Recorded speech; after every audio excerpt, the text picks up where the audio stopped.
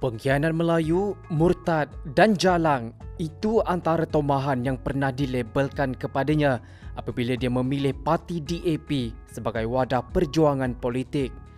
Tabah menerima semua dugaan itu, Yong Shafura Othman, 28 tahun atau mesra dengan panggilan Rara, mengejutkan banyak pihak apabila memenangi kerusi Dewan Undangan Negeri Don Ketari pada pilihan raya umum ke-14 yang lalu.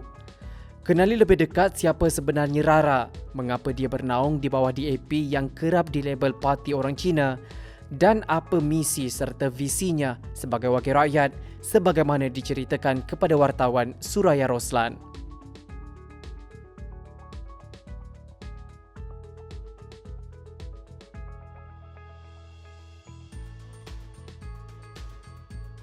Saya belajar diploma jurawat sajalah sampai diploma, bekerja sekejap setahun sebagai jurawat peribadi. Kemudian saya buka klinik rawatan alternatif buat bekam dan akupunture bersama dengan abang saya. Masih ada lagi klinik tu kat Puncak Alam. Okey, tapi lepas saya aktif dengan politik, saya tinggalkan sebab saya menjadi penyaras impian Kelantan. Dalam tempoh 6 bulan lah. Kemudian saya bekerja sekejap dengan East Coast Selangor. Kemudian saya menjadi ahli majlis 2 tahun lebih dan hari ini saya di sinilah sebagai wakil rakyat untuk Don Ketari.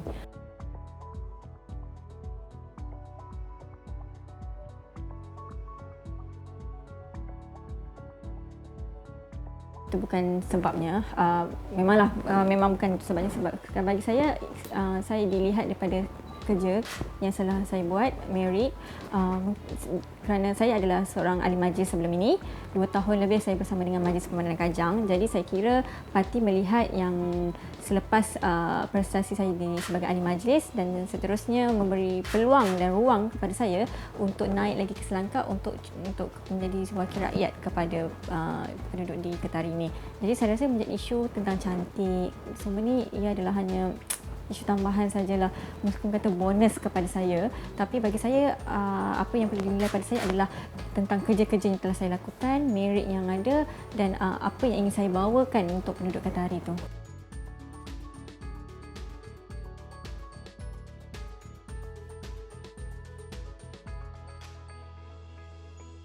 Kalau tak bersedia pun kena bersedia juga. Jadi memang kita sudah bersedia untuk memastikan setiap suara rakyat Ketari dibawa ke Dewan Undangan Negeri Pahang dan didengari dengan segala isu-isu yang ada pada hari ini. Jadi dalam tempoh sebelum kami bersidang ini pun saya dah berjumpa, dah pergi ke setiap kampung, dah pergi ke setiap taman-taman untuk mengenal pasti apa masalah-masalah besar yang perlu saya bawa ke Dewan Undangan nanti. Dan insya-Allah saya akan menjalankan tanggungjawab yang sehabis baiklah untuk memastikan suara-suara rakyat Ketari ini didengar di Dewan Undangan nanti.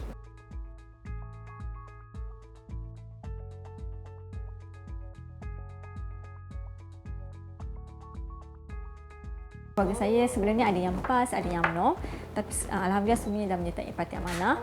Saya seorang yang DAP. Pada awalnya saya memilih DAP kerana saya melihat DAP ini dia adalah satu parti di mana ideologi yang dibawanya dan disiplin ideologi tentang kesamarataan tentang dari segi ekonomi, dari segi kita mahu memastikan rakyat yang tertindas itu mendapat manfaat yang sebaiknya seperti mana orang-orang lain juga. Sebab itu saya mahu menyertai DAP kerana saya lihat apa yang ingin dibawa DAP itu sama seperti apa yang saya mahukan.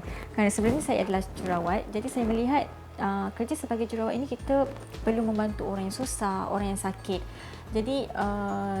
Jadi bagi saya, pandangan saya tidak jauh lari daripada bidang kejuratan ini dengan sebagai ahli politik, di mana kita perlu membantu orang-orang yang tertindas, orang susah, orang-orang yang ditinggalkan di belakang. Kita perlu membawa mereka untuk sama setara dengan orang-orang lain.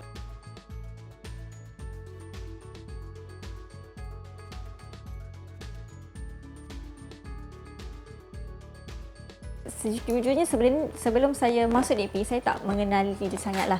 Tapi selepas PRK Teluk Intan, Diana Sofia, kawan saya mengajak saya lah nak mengenali DAP dan sebagainya, dan dari situ saya tengok seperti yang saya kata tadi lah, DAP tentang ideologi, tentang disiplin dan sebagainya tu, saya lihat dari situlah saya mula rasa mahu mengenali DAP dengan lebih dalam. Kalau kita orang luar, kita dimomokkan dengan parti Cina, parti Chauvinis, rasis dan sebagainya. Tapi bila kita sendiri berada dalam keluarga ini, dia sangat berbeza dengan apa yang dikatakan oleh orang luar.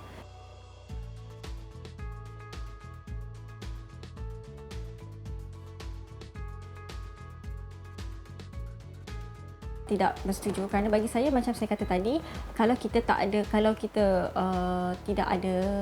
tidak membuat kerja, tak ada merit, tak ada kelayakan dan setakat duduk saja tapi tak membuat sesuatu yang manfaat untuk parti dan untuk orang lain, tak guna juga. Jadi parti juga memerlukan seseorang yang mahu membuat deliver untuk parti dia dan untuk membantu masyarakat di luar. Dan saya yakin kerana saya telah melakukan sesuatu yang baik dan setelah parti memberi peluanglah kepada saya untuk menonjolkan bakat.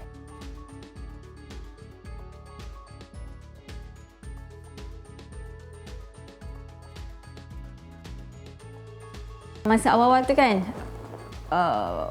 kafe lah, murtad lah, pengkhianat Melayu, perempuan murahan jalan, semua saya kena dah macam-macam. Jadi pada mulanya saya terkesan sikit, saya rasa kenapa diorang ni kan, orang Melayu sendiri cakap kat saya macam ni kan, diorang tak kenal saya tapi diorang boleh labelkan saya dengan perkara macam ni. Kemudian bila semakin hari tu saya dah mula faham bahawa perkara negatif macam ni tak payah layan, dan kita hanya fokus pada benda-benda yang positif, berkawan dengan orang yang positif supaya lebih memberi semangat kepada kita untuk kita terus jalan untuk tahu apa sebenarnya yang kita nak target.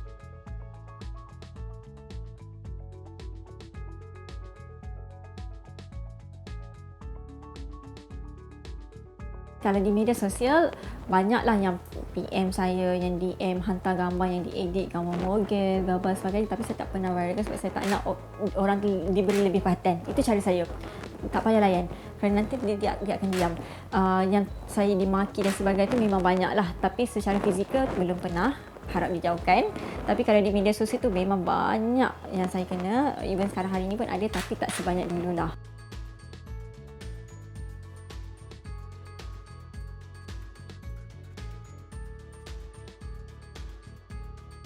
Sebenarnya nak berahsia sebab kita pun tak bersedia lagi. Kononnya macam nak mengenali dulu, nak faham dulu. Tapi malam saya serahkan borang DAP tu, gambar tu viral di media sosial. Kemudian esok pagi tu saya tak beritahu family lagi. Mak saya bangun pagi kata dia dapat banyak WhatsApp. Kenapa anak masuk DAP dan sebagainya kan. Kenapa pilih DAP, kenapa bukan PAS, bukannya PKR ke saudara mara yang lain, even kawan-kawan. So satu orang pun tak tahu, melainkan yang saya bagi borang tu lah, yang satu grup dengan YB Lip Di Eng masa tu dengan Diana Sofia. Kemudian saya just cakap ini pilihan saya. Tapi keluarga saya baik, dia orang memahami dan dia memberi kerjasama yang baik dan mereka menyokong, tak kisahlah mana pun saya buat asalkan tidak terpesong, tak ada salahnya. Jadi bagi saya hanya jelaskanlah apa yang saya nak buat, apa yang ni kan, jadi tak ada masalah lah, keluarga memang menyokong.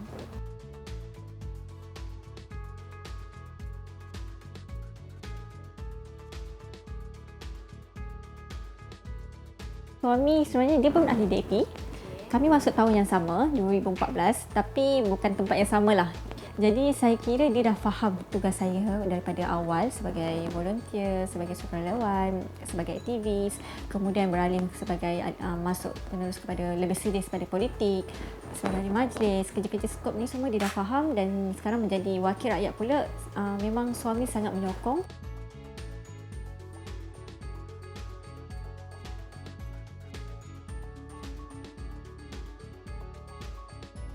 Kata hari ini adalah strategi daripada parti sendiri yang menghantar saya ke sini untuk kami untuk menangkan Parlimen Bentong, kerana dilihat Parlimen Bentong ini adalah antara marginal seat dan antara seat yang antara penting jugalah kerana kita berlawan dengan Presiden MCA Datuk Seri Lim Tong Lai.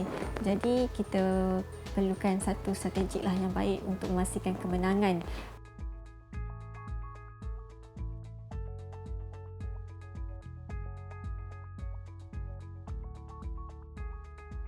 Tak ada masalah langsung. Saya dah datang ke sini dari penghujung tahun lepas lagi, November tahun lepas. Kita berjumpa dengan masyarakat Cina dan sebagainya. Sehinggalah ke hari kempen pun, setiap kali saya turun ke Kampung Peting, mereka sangat meraihkan. Penghuni Cina memang supportif. Memang mereka tidak kira siapa pun. Asalkan kita daripada Pakatan Harapan, mereka memang menyokong kita sepenuhnya. Penghuni Cina dia tidak nampak apa beza kaum agama siapa pun. Yang penting kerja dan suara yang akan dibawa untuk mereka lah mewakili mereka.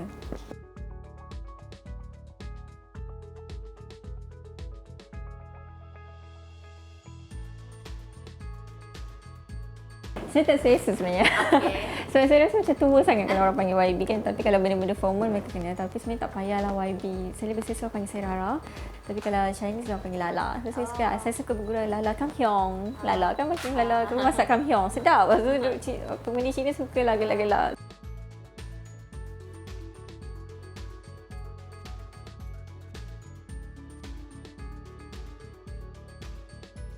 Bentuknya adalah antara bandar yang kami kira bandar yang semewah kerana dia tak jauh daripada Kuala Lumpur dan dia kira tempat untuk orang datang untuk release tension.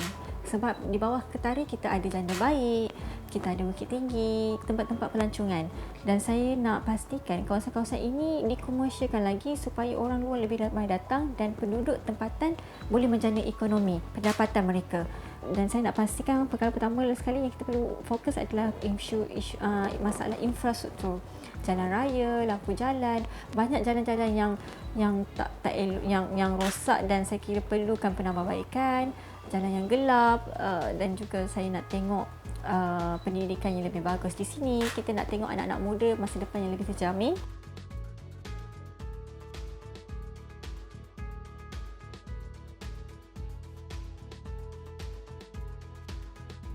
Saya kira manifesto tu beberapa perkara telah dijalankan dan ada yang dalam proses. Saya kira sekarang ni Pakatan Harapan dan Barisan Nasional dua-dua masih terkejut. Kami Pakatan Harapan kami terkejut kami menang. Barisan Nasional dia terkejut dia kalah.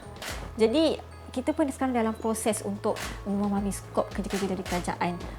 Memang kita kata kita nak menang, tapi tak sangka kita boleh menang dengan begitu besar jugalah. Okey. Dan saya kira kita perlu beri ruang dan beri masa kepada menteri-menteri, Perdana Menteri untuk melunaskan janji-janji. Janji itu tetap akan diteruskan, tapi masa yang perlu diambil.